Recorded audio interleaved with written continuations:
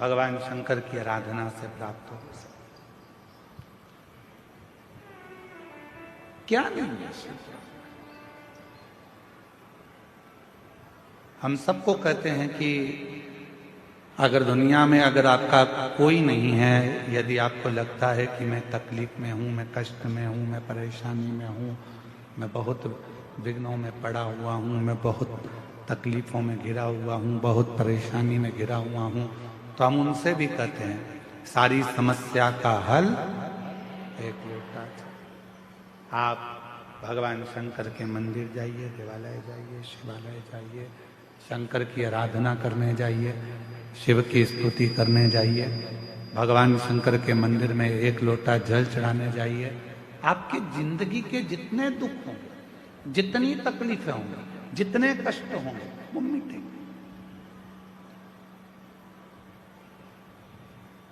एक ऑपरेशन करने के लिए अभी अगर डॉक्टर हॉस्पिटल में ऑपरेशन रूम में जाता है तो पहले वो भी अपने ईश्वर को याद करता है कि परमात्मा कृपा करना, ये मरीज को मैं अंदर लेकर जा रहा हूं,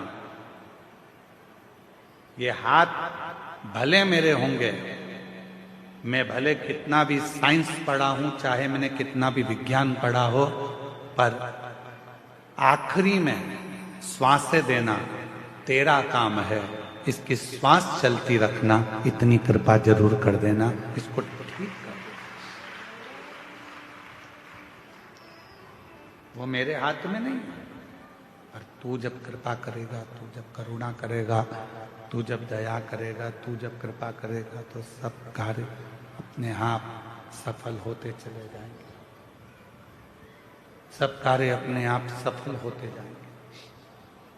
तू कृपा कर, तू दया कर, और कृपा गिर जाता है तब वो ईश्वर को याद करता है कि वो एक सत्य रूपी ईश्वर विराजमान है, एक सत्य रूपी ईश्वर है जो हमको संभाल लेगा, एक सत्य रूपी ईश्वर है जो हमें साथ देगा, सत्य रूपी ईश्वर।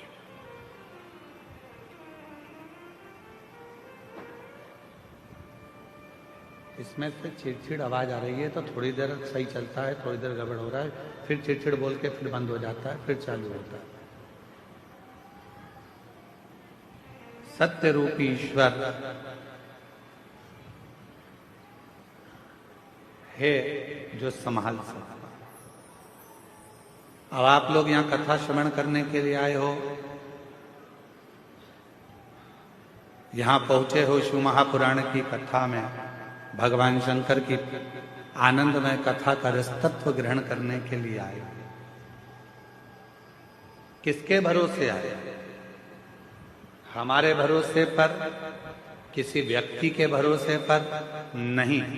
आप शिव पुराण की कथा यदि श्रवण करने के लिए कच्चे गांव तक, कांकेर जिले तक पहुंचे हो, तो वो किसी के भरोसे नहीं, देवाधिदेव महादेव के भरोसे पर कथा श्रवण करने।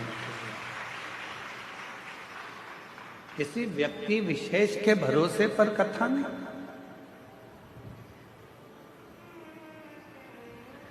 उस परमात्मा के भरोसे पर कथा का रसतत्व ग्रहण करने के लिए। एक बहुत सहजता की बात है, अपने घर की चाबी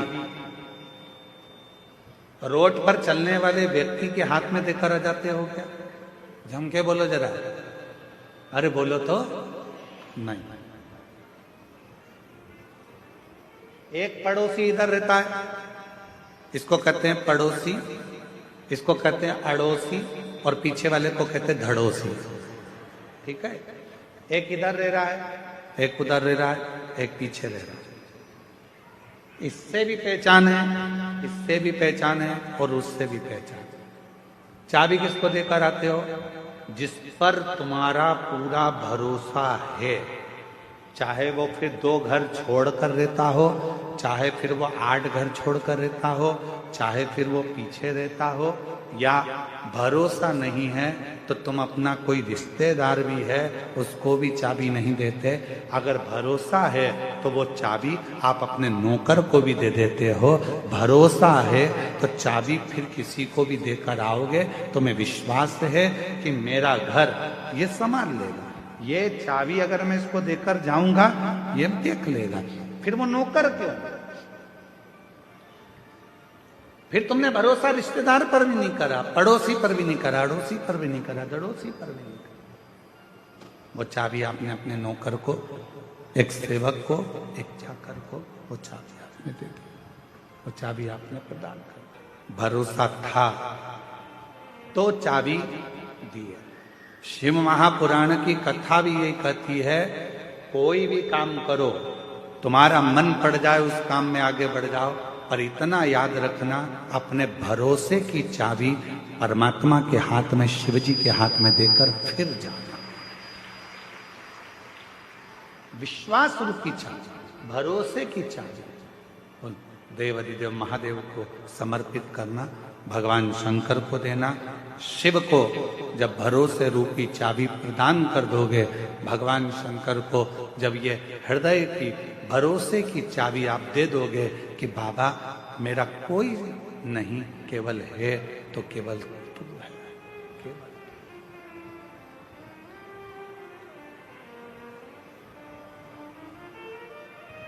जब दुनिया का कोई नहीं आएगा, कोई नहीं पहुंचेगा, तब मेरा देव अधिदेव महादेव, मेरा ओघड़दानी, मेरा शंभु, मेरा त्रिकालदर्शी, मेरा कैलाशी अविनाशी, जिस पर तुमने भरोसा किया है, जिस पर तुमने विश्वास किया है, जिस पर तुमने पूर्ण भरोसा किया है, वो शिव तुम्हारे साक्षी, वो शंकर तुम्हारी साक्षी। आया समय, एक बार ब्रह्मा जी के मन में संशय उत्पन्न हो गया। ब्रह्मा जी ने कहा ये सृष्टि की रचना मैं कर रहा हूं। भगवान विष्णु के मन में भी ये भाव आया कि ब्रह्मा जी ये सृष्टि की रचना आप नहीं कर रहे हो, ये सृष्टि की रचना करने वाला तो शिव है। ब्रह्मा जी ने कहा सृष्टि की रचना करने वाले नहीं, शंकर भगवान तो सृष्टि का संहार करने वाले। तब भगवान विष्णु ने कहा सुनो ब्रह्मदेव, सृष्टि की रचना करने वाला भी शिव है, सृष्टि को चलाने वाला भी शिव है, और सृष्टि का संहार करने वाला भी शिव है। शंकर के सिवा कुछ भी नहीं, शिव के सिवा कुछ भी नहीं। रचना भी वो कर रहा, संहार भी वो कर रहा, और चला भी वही रहा, सब कुछ वही कर रहा, कोई दूसरा नहीं कर रहा। जो कर रहा है सब शिव ही कर रहा है, कोई दूसरा नहीं कर रहा। केवल कर रहे हैं तो बाबा भोलेनाथ ही कर रहे। भगवान विष्णु ने ब्रह्मा जी को समझाया कि ब्रह्मा जी संशय मिटा लो, तुम्हारे भीतर का ये संशय निकाल दो कि तुम कुछ कर रहे हो। हम भी यही सोचते हैं, आप भी यही सोचते हैं। संसार का प्रत्येक मानव, संसार का प्रत्येक व्यक्ति यही सोचने में रह जाता है कि दुकान में चला रहा हूँ, घर में चला रहा हूँ, परिवार में चला रहा हूँ, मकान मैंने बनाया, दुकान मैंने बनाई, जमाया मैंने ये करा, मैं गाड़ी लाया, मैं बंगला लाया, मैंने ये करा, मैंने वो करा। यदि मैं नहीं करता तो कोई नहीं करता। यह मन का संशय है, आपके और हमारे भीतर का ये संशय है कि हम कर रहे हैं। तुम जिंदा हो तो कर रहे हो, निपट गए तो कौन कर रहा है?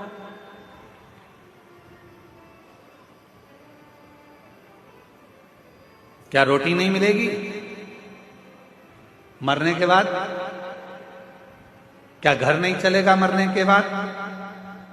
क्या परिवार नहीं चलेगा मरने के बाद? शिव महापुराण की कथा कहती है, यह हमारे भीतर का संशय है कि मैं कर रहा हूं।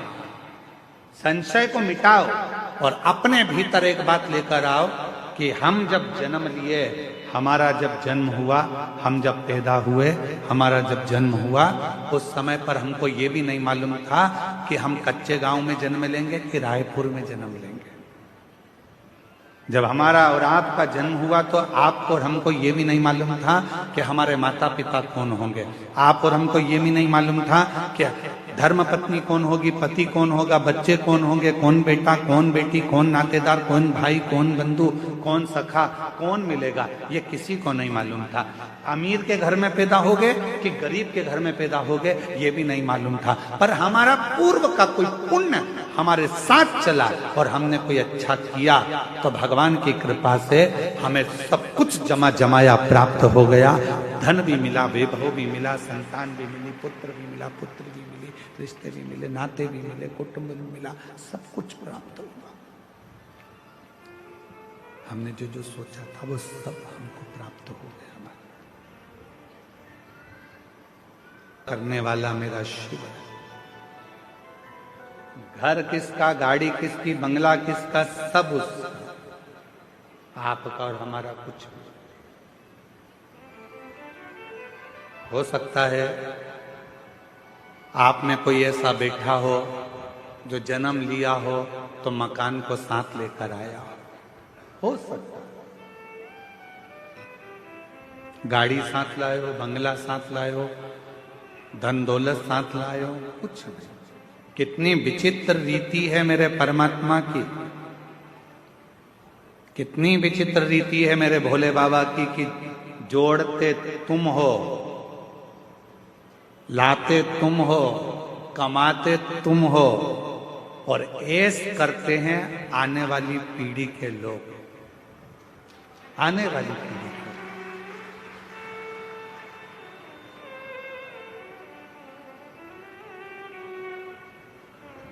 पूछो किसी से, क्यों साहब ये मकान बनाया, कितना जोरदार मकान बनाया साहब, ये कमरा किसके लिए बनाया? अरे गुरुजी वो बड़ा बेटा है ना, उसकी शादी करेंगे तो बहू बेटा इसमें रहेंगे।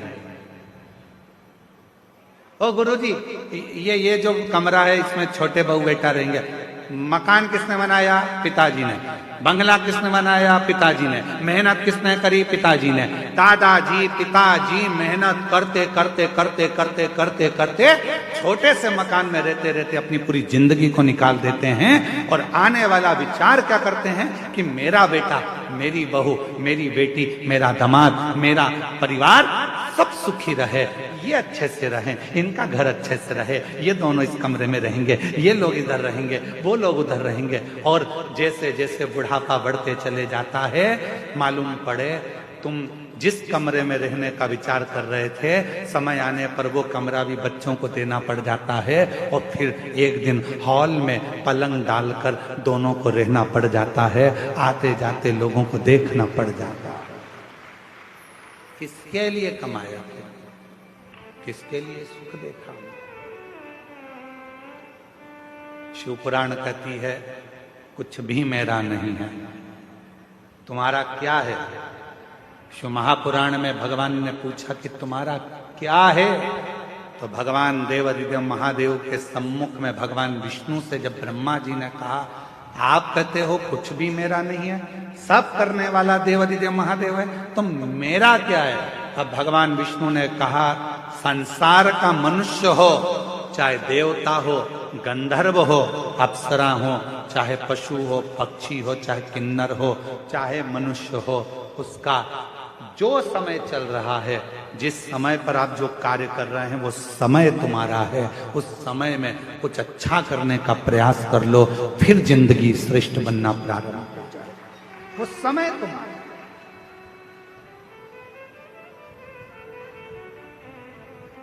अब वो समय ही हमने छोड़ दिया तो हमारा जीवन तो बेकार।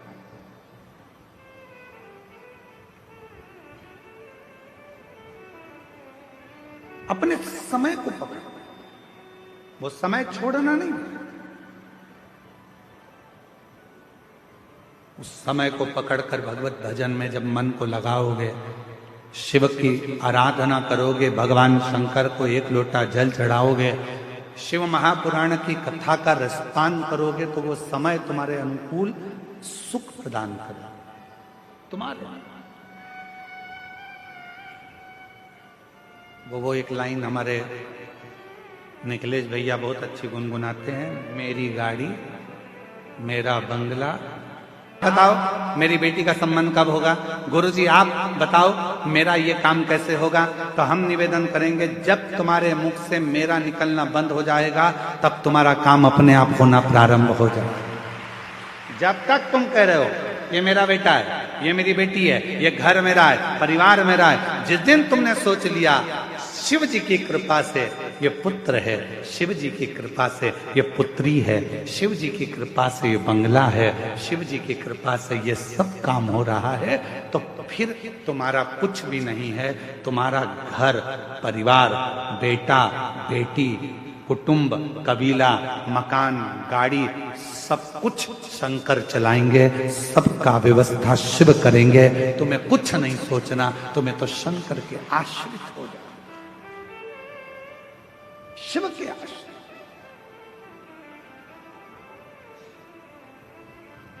और हम वही तो आश्रित नहीं हो पाते, हम आश्रित नहीं हो पाते। अभी देवघर में कथा थी,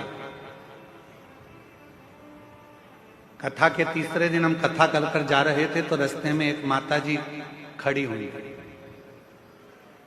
तो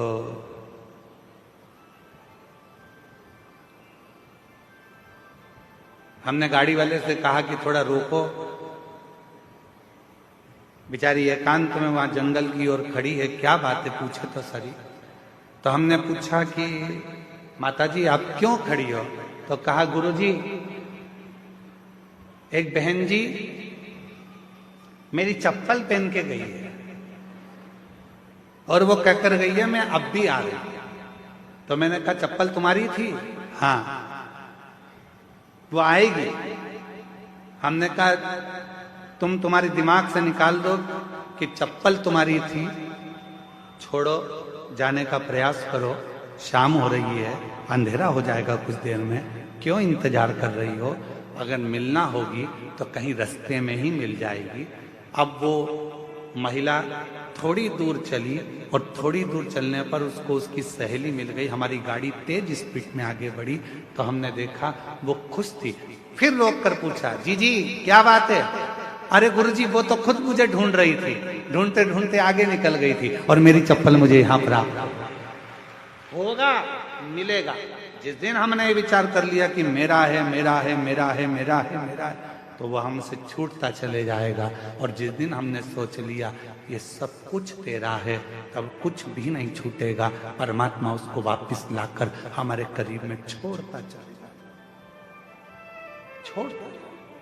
विचार किया कि शिव है कौन? भगवान शिव। ब्रह्मा जी कहते हैं मैं इस बात को नहीं मानता कि ये सृष्टि शिव चला रहे हैं, मैं इस बात को नहीं मानता, मैं इस बात को स्वीकार। शिव कौन है, शंकर कौन है, मुझे समझ में नहीं। ठीक है,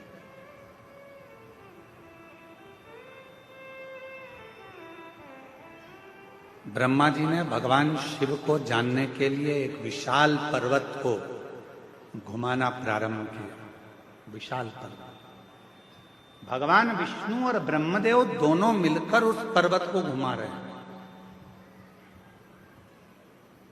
अब किसी ने पूछा शंकर भगवान को जानने के लिए पर्वत घुमाया? हमारा निवेदन है भगवान को जानने के लिए उन्होंने पर्वत घुमाया। आपसे निवेदन है भगवान शंकर को जानने के लिए आप पर्वत मत घुमाओ, बस थोड़ा सा दिल घुमा लो, थोड़ा सा मन घुमा लो, थोड़ा सा दिल को शिव तक लेकर चले जाओ, भगवान प्राप्त हो जाएगा, शिव मिल जाएगा। शिव की प्राप्ति का केंद्र बिंदु है अपने मन को थोड़ा सा टर्न करें, थोड़ा मोड़ दीजिए।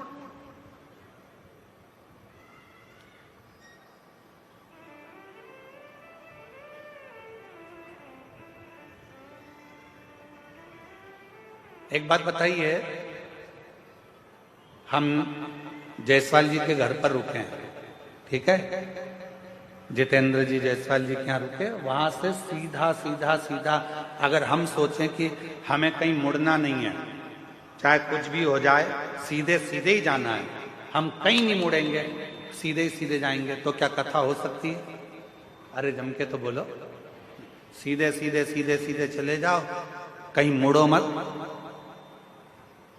नहीं मुड़ोगे तो तुम्हारे घर में भी प्रवेश नहीं कर पाओगे, नहीं मुड़ोगे तो तुम अपने गांव तक भी ना पहुंच पाओगे। सीधे सीधे तो रास्ता तुम्हें कहीं और ले जाकर छोड़ देगा।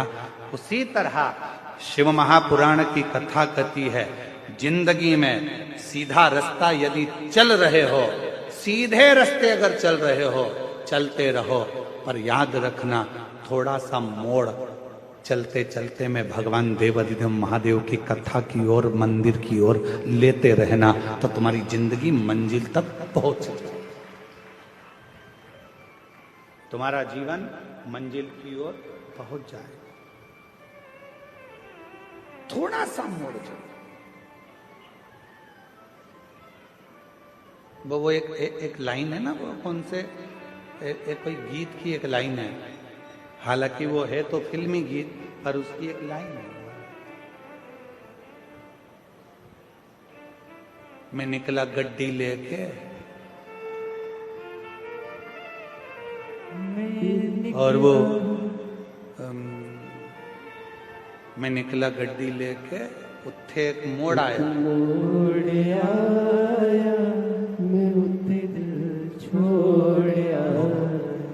एक छोटा सा मोड़, एक छोटा सा टर्न जिंदगी में आता है।